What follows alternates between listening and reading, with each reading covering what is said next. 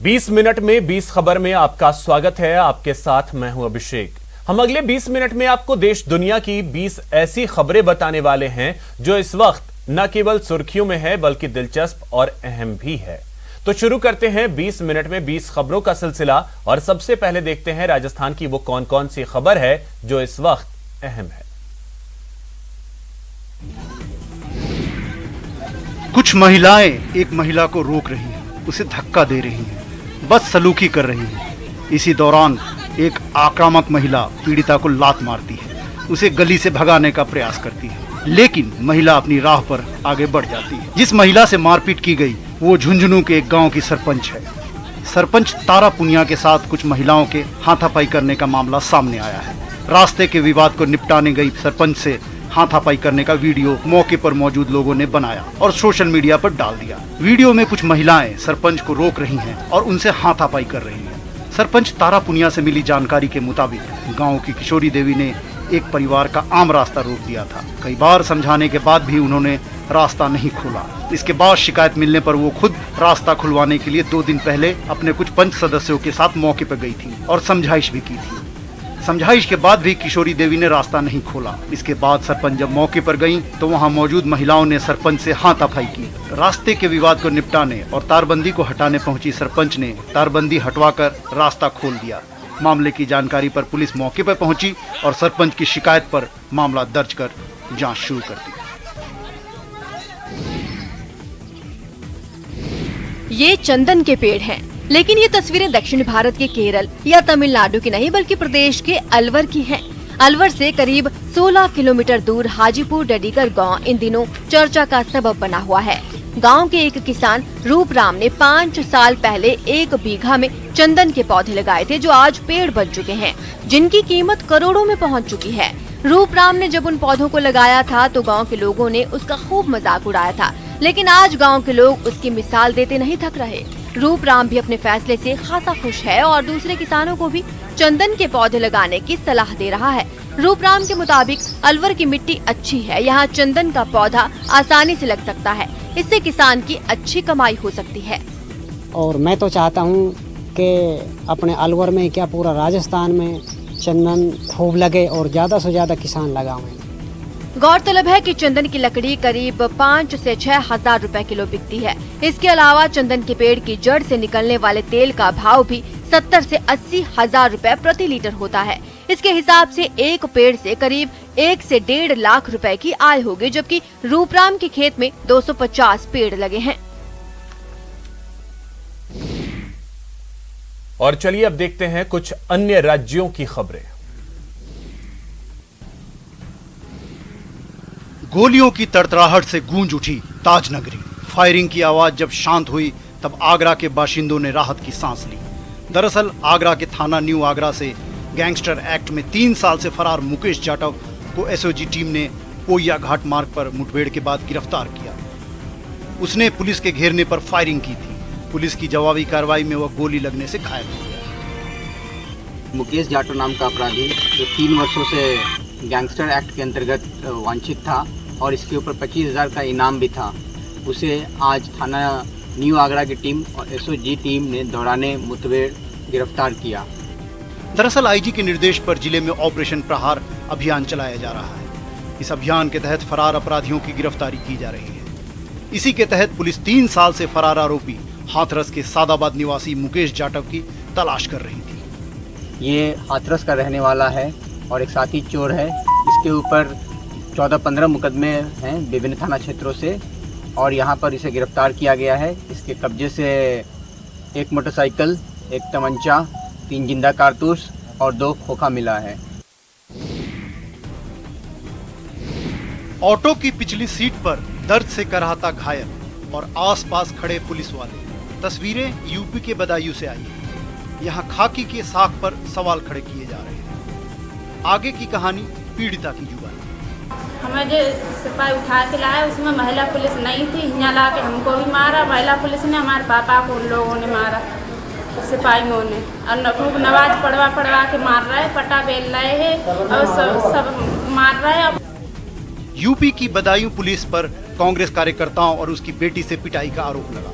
मिली जानकारी के मुताबिक दातागंज कोतवाली पुलिस पर कांग्रेस कार्यकर्ताओं की गंभीर पिटाई का आरोप लगा है। शांति भंग में गिरफ्तार किए गए शख्स की हालत तहसील में बिगड़ गई, जिसे गंभीर हालत में जिला अस्पताल में भर्ती कराया गया। जब इस बात की जानकारी कांग्रेस जिला अध्यक्ष ओंकार सिंह को लगी, तब उन्होंने अस्पताल जाकर कांग्रेस कार्यकर्ता का हालचाल जाना। वहीं इस मामले में कांग्रेस अध्यक्ष ने एसएसपी संकल्प शर्मा को पुलिस के खिलाफ शिकायती पत्र दिया और जांच के बाद दोषियों पर कार्रवाई की मांग की। एसएसपी ने इस मामले में सिटी एसपी को जांच दे दी है।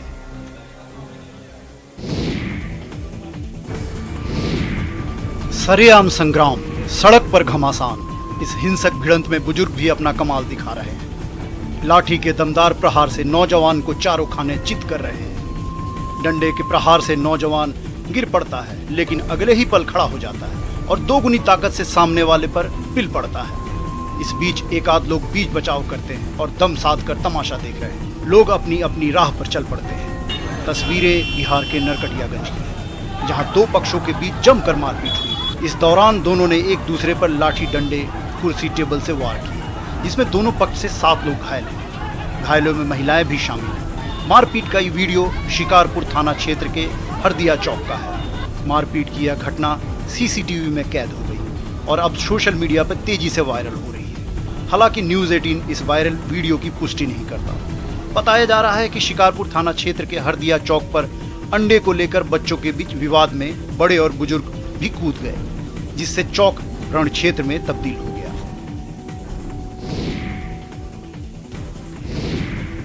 पटना में एक सरकारी मदरसे का परिसर उस समय अखाड़े में तब्दील हो गया जब टीचर्स की भर्ती के मुद्दे पर 2 गुटों में जमकर मारपीट हुई। हंगामा तब शुरू हुआ जब कुछ लोगों ने मदरसा कमेटी के सदस्यों पर अपने रिश्तेदारों को अवैध तरीके से नौकरी देने का आरोप लगाया, जिसके खिलाफ जब कुछ लोगों ने मदरसे में घुसकर हंगामा किया तो दूसरे गुट के लोगों से मारपीट शुरू हो गई। कुछ देर में मदरसा परिसर अखाड़े में तब्दील हो गया और दोनों गुटों के लोग एक दूसरे पर लात घूंसों से वार करने लगे। हालांकि कई लोगों ने बीच बचाव की कोशिश भी की, लेकिन वो लोग नहीं माने और काफी देर तक इसी तरह लड़ते रहे। बाद में आसपास के कई लोग वहां पहुंच गए और मामले को शांत करवा दिया। बता दें, मदरसा हुसैनिया नाम के इस सरकारी मदरसे में 4 शिक्षकों की भर्ती होनी है। कुछ लोगों का आरोप है कि मदरसा कमेटी मनमाने ढंग से अपने लोगों को इन पदों पर नियुक्त करना चाहती है, जबकि मदरसा कमेटी का दावा है कि टीचर्स की भर्ती की प्रक्रिया में कोई गड़बड़ी नहीं है।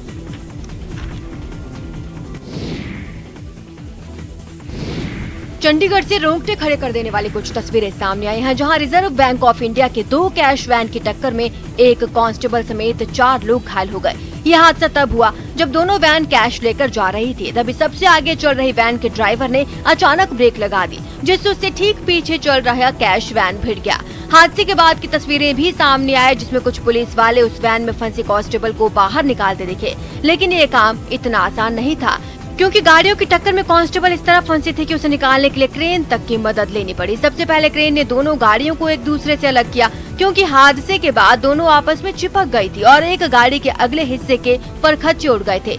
इसी गाड़ी में वो कांस्टेबल भी थी, जो गाड़ी के अंदर ही दब गई, जिसे बाद में कड़ी मशक्कत के बाद बाहर निकालकर अस्पताल भिजवाया गया। ये कि कैश वैन था, तो उसमें एक हमारी लेडी कांस्टेबल थी, उसमें थोड़ी फंस गई थी, तो फिर उनको रेस्क्यू करके हमने हॉस्पिटल भेजा है।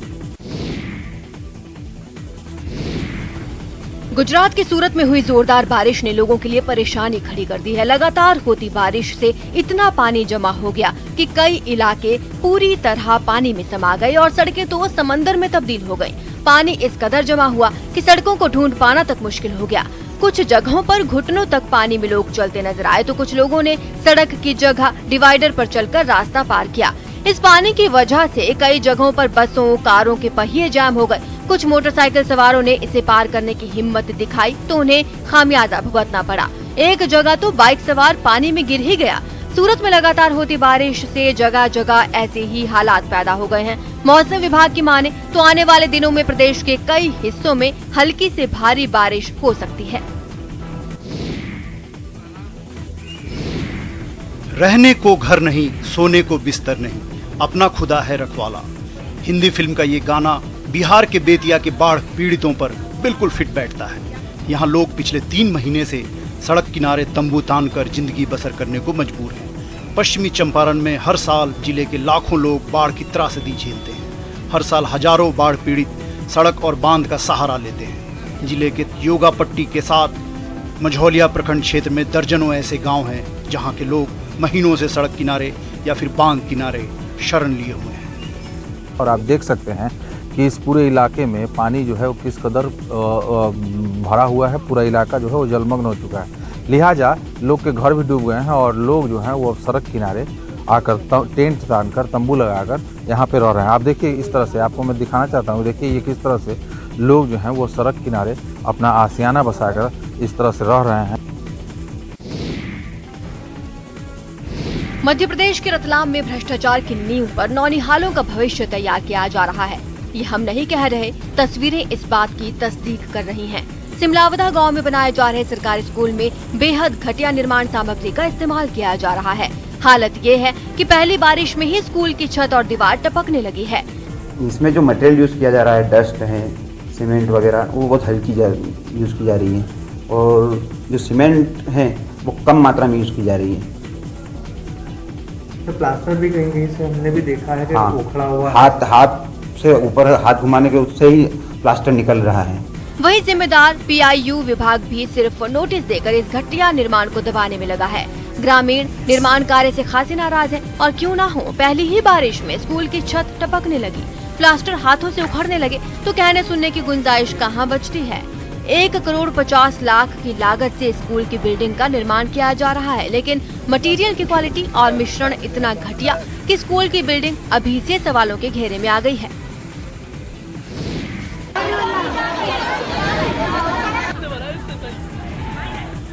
शिवपुरी के सिरसौद में सत्संग सुनने गए सैकड़ों लोग उफनते नाले में फंस गए, जिन्हें ग्रामीणों ने जान जोखिम में डालकर रस्सी की मदद से दूसरी ओर पहुंचाया। इस दौरान मौके पर न तो पुलिस थी और न ही गोताखोर। टोंक गांव के नजदीक शिव मंदिर के पास नाला है। तेज बारिश के बाद नाले में उफान आ गया। ग्रामीण सत्संग सुनने के लिए सुबह सुबह जब नाला पार कर रहे थे तब नाले पर पानी नहीं था, लेकिन अचानक हुई तेज बारिश के बाद सैकड़ों लोग नाले के उस पार फंस गए। काफी इंतजार के बाद भी जब नाले का उफान कम नहीं हुआ तो सैकड़ों ग्रामीण जान जोखिम में डालकर नाला पार करते नजर आए। सिरसौद गांव के ग्रामीणों के मुताबिक हल्की बारिश से भी नाले में उफान आ जाता है। लोगों के जाने के लिए यही एकमात्र रास्ता है, इसलिए लोग मौत की परवाह किए बिना नाले को पार करते हैं।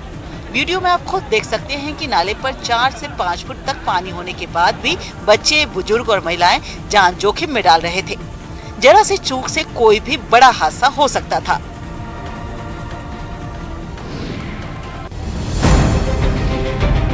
छत पर सांड, यकीन नहीं हो रहा, हो भी कैसे। सांड खेत में पाए जाते हैं, चौक चौराहों पर बेफिक्र घूमते पाए जाते हैं, लेकिन यहाँ तो सांड छत पर जा चढ़ा। ऐसा लग रहा जैसे उस पर पूरे शहर को देखने की इच्छा सवार थी। तस्वीरें MP के छतरपुर की है। घुआरा में सागर टीकमगढ़ रोड पर स्थित एक घर की छत पर सांड चढ़ गया, जिससे पूरे मोहल्ले में हड़कंप मच गया। सांड के रेस्क्यू के लिए कई समझदारों ने तरकीब लगाई, लेकिन कोई काम न आई। इसके बाद स्थानीय लोगों ने इसकी सूचना गौ सेवकों को दी, जिसके बाद गौ सेवकों और स्थानीय लोगों ने कड़ी मशक्कत के बाद उसे रेस्क्यू कर नीचे उतारा। सांड काफी हट्टा कट्टा था, जिसकी वजह से उसे नीचे उतारने में 4 घंटे लगे। काफी सावधानी से रस्सियों से बांधकर इस सांड का रेस्क्यू किया गया, जिसके बाद लोगों ने राहत की सांस ली। स्कूल में सजा बच्चा दरबार और समस्याओं का समाधान करते प्रिंसिपल साहब। तस्वीरें बिहार के बेगूसराय की हैं। जितनी दिलचस्पी से ये बच्चा दरबार है, उतनी ही इसके पीछे की कहानी। दरअसल छोटी उम्र से ही कई बच्चों को पारिवारिक कलह, सामाजिक विद्वेष और आर्थिक दबाव का सामना करना पड़ता है, जिससे वे स्कूल से गैर हाजिर होने लगते हैं। ऐसे में मध्य विद्यालय रतौली के प्रधानाध्यापक धनंजय कुमार ने एक अनोखी पहल की शुरुआत की। उन्होंने विद्यालय में ही बच्चा दरबार लगाना शुरू किया। जनता दरबार जो शासन की तरफ से चल रहा था, तो मेरे दिमाग में एक बात आई कि क्यों ना स्कूल में बच्चा दरबार लगाए। समय के साथ साथ इस बच्चा दरबार ने अपना कमाल भी दिखाया और विद्यालय में छात्रों की संख्या बढ़ने लगी।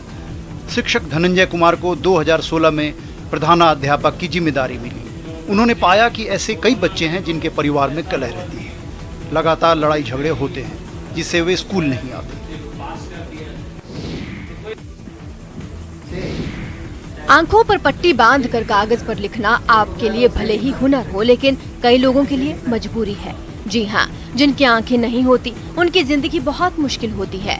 उन्हीं मुश्किलों से लोगों को दो चार कराने के लिए, आंखों की अहमियत बताने के लिए छत्तीसगढ़ के धमतरी में एक अनोखी प्रतियोगिता आयोजित की गई। पत्रकारों के लिए आयोजित कराई गई इस प्रतियोगिता में आंखों पर पट्टी बांधकर कागज पर लिखना था। प्रतियोगिता में पहले, दूसरे और तीसरे स्थान पर आने वालों को पुरस्कृत भी किया गया। इस आयोजन का मकसद नेत्रदान के लिए लोगों को प्रोत्साहित करना था। 25 अगस्त से 8 सितंबर तक मनाया जाता है, तो ये उसी अवधि में हम ऐसी गतिविधियां करते हैं कि लोगों को एहसास हो कि जिन व्यक्तियों को नहीं दिखता है उनका जीवन यापन कितना मुश्किल है। गौरतलब है कि भारत में हर साल 25 अगस्त से 8 सितंबर तक नेत्रदान पखवाड़े का आयोजन किया जाता है। हमारे देश में करीब 1 करोड़ 25 लाख लोग दृष्टिहीन हैं, जिनमें से करीब 30 लाख व्यक्तियों की आंखें नेत्र प्रत्यारोपण से ठीक हो सकती हैं।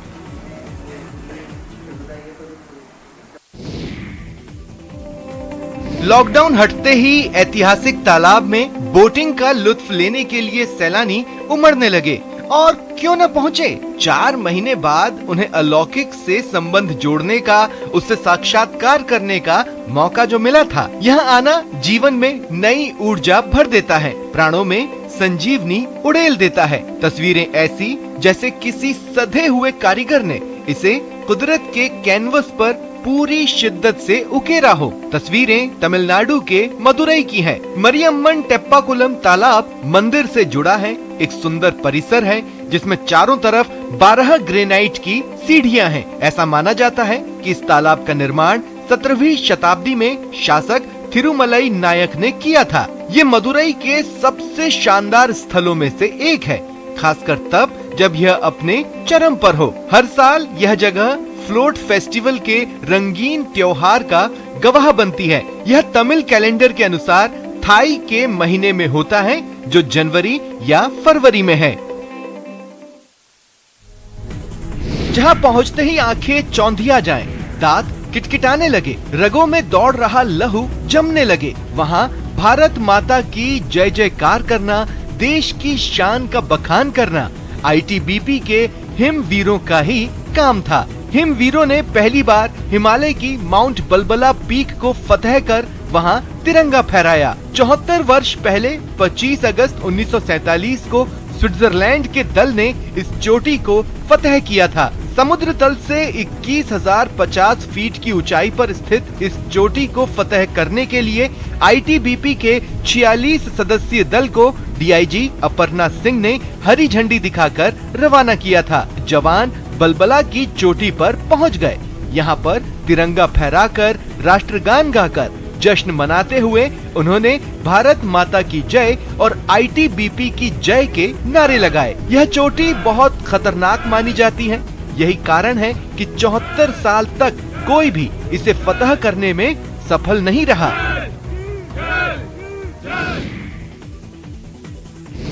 ओवल में इंग्लैंड को करारी मात देकर विराट के वीरों ने वो कारनामा कर दिखाया जिसके लिए पिछले 35 सालों से हर क्रिकेट प्रेमी तरस रहा था। जी हाँ, भारतीय क्रिकेट टीम ने ओवल में इंग्लैंड की टीम को 157 रनों से हराकर 35 साल बाद इंग्लैंड में 2 टेस्ट जीतने का कमाल कर दिया। इसके साथ ही टीम ने सीरीज में 2-1 की अजेय बढ़त बना ली है।